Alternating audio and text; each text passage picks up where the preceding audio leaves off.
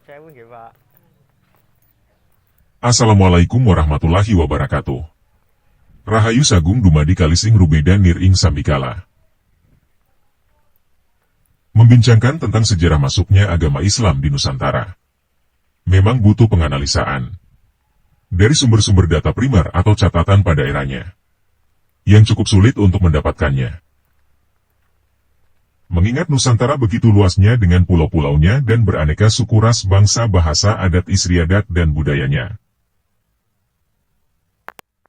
Tentang Wali Songo atau Wali Sembilan yang sangat familiar di Kepulauan Jawa, cukup banyak kisah-kisah Wali Songo dengan berbagai pandangan dan pendapat. Kolektif opini dari para pemerhati sejarah. Bahkan di era tahun 80-an, kisah Wali Songo dengan berbagai judul difilmkan. Film yang laris, dengan jumlah penonton yang begitu banyak di era tahun 80-an. Kembali pada topik video ini. Sebagaimana hobi saya yang suka belusukan. Jika ada waktu senggang. 3 tahun lalu pada sore hari bulan Ramadan, ketika hendak ke Surabaya. Sengaja saya lewat Tuban. Sambil mengingat data-data makam kuno pada peta kuno. Saya pilih lewat Kingking. Yang daerahnya sangat tidak jauh dengan alun-alun Tuban atau baratnya alun-alun, di sini ada komplek pemakaman umum. Saya sempatkan masuk.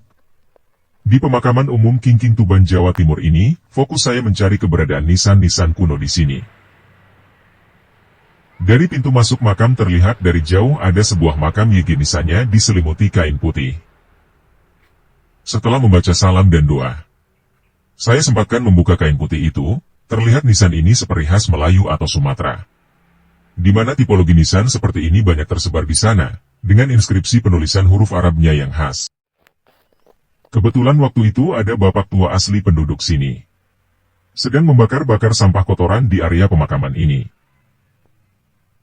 Saya sempatkan bertanya-tanya dengan obrolan khas Jawa Timuran.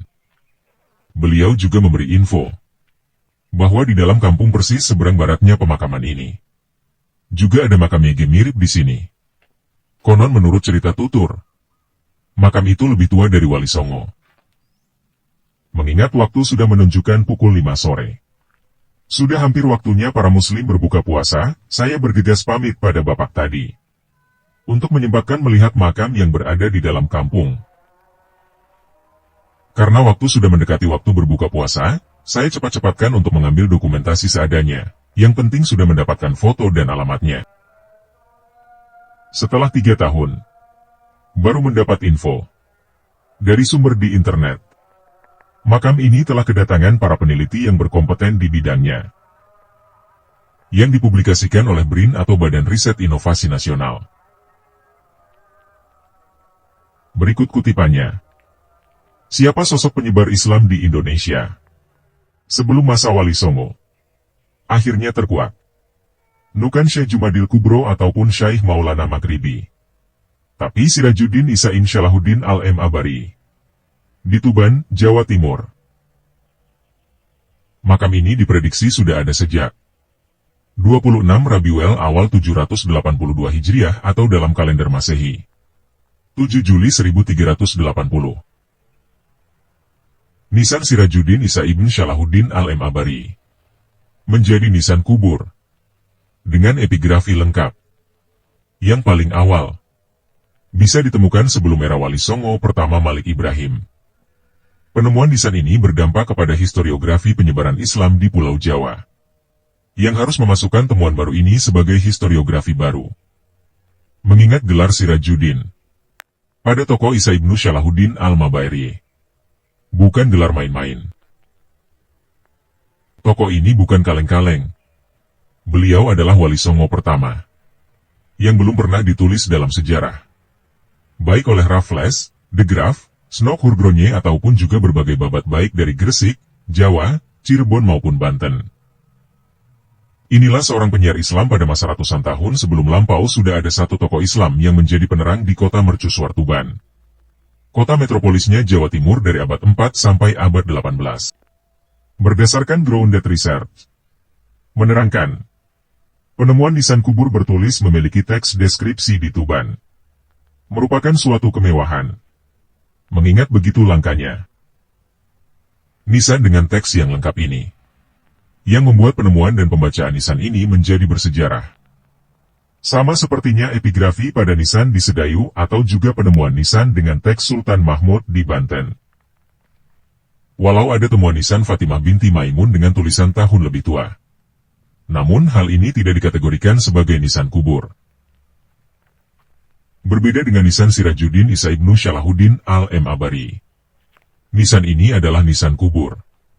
Dan perlu diketahui bahwa nisan ini bukanlah nisan satu-satunya, karena di wilayah yang relatif berdekatan, yakni di komplek pemakaman Kingking Tuban, juga terdapat nisan dengan model tipologi yang sama dan angka tahun yang tidak jauh berbeda. Salah satu ciri khas dari model nisan tipologi Tuban ini adalah adanya pesan penting yang ditaruh di atas nisan pada ornamen bunga yang berbunyi Salu al-Baqi, yang berarti, mintalah kalian kepada yang maha kekal. Seruan seperti begitu istimewa dan begitu khas, mengingat belum pernah dijumpai pada batu-batu nisan di Aceh dan juga di Jawa.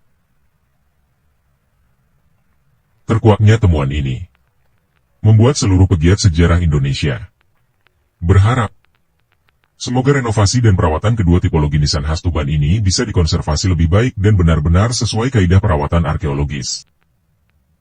Dan tentunya bebas dari semen, cat, panas, hujan. Mengingat di Jawa, epigrafi nisan ini jumlahnya tidak sampai jari di tangan kita sendiri.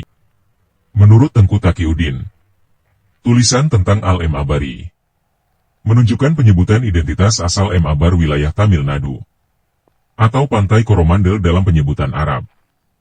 Kehadiran tokoh ini di Tuban, Jawa Timur ikut membuktikan penjelajahan Muslim yang luas.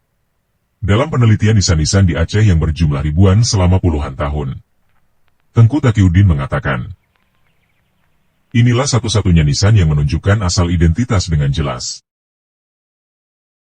Tengku Taqiyuddin meyakini, Ma'abar atau Tamil Nadu, Lamuri atau Aceh, dan Tuban terkoneksi dan memiliki hubungan yang tidak saja dalam soal perdagangan maritim, tetapi juga dengan dakwah Islam.